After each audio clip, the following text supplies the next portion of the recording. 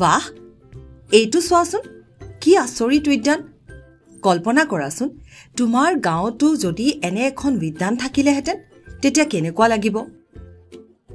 এনেকুৱা এখন উদ্যান যি সকলোৰে বাবে উপযোগী, য'ত শিশু, বৃদ্ধ, আনকি জীৱ-জন্তুৱেও জিৰণি ল'ব আৰু আনন্দ কৰিব পাৰে। গতিকে এয়া তোমাৰ বাবে এক প্ৰত্যাহ্বান, তোমাৰ গাঁৱৰ বাবে এখন সুন্দৰ উদ্যানৰ নক্সা প্ৰস্তুত কৰা। এতিয়া এবাৰ ভাবি চোৱাচোন, যদি আমি এই উদ্যানখন আকাশৰ পৰা চাওঁ যেনেকৈ চৰায়ে চায়, তেন্তে এই উদ্যানখন দেখিবলৈ কেনেকুৱা হ'ব। ওপৰৰ পৰা চালে আমি সমগ্ৰ উদ্যানখনৰ নক্সা দেখা পাম।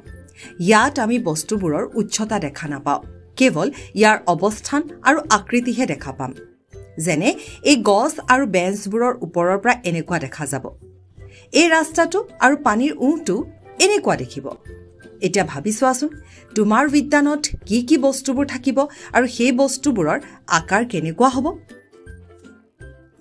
তোমাৰ উদ্যানত মানুহ ঘূৰি ফুৰিবৰ বাবে উদ্যানৰ মাজেৰে এটা পথ প্ৰস্তুত কৰা।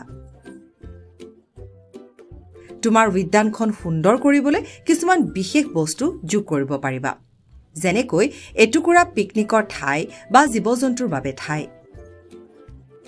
তোমাৰ উদ্যানৰ নক্সাৰ ফটো এখন তুলি আমালৈ প্ৰেৰণ কৰা। শুভেচ্ছা জনালো।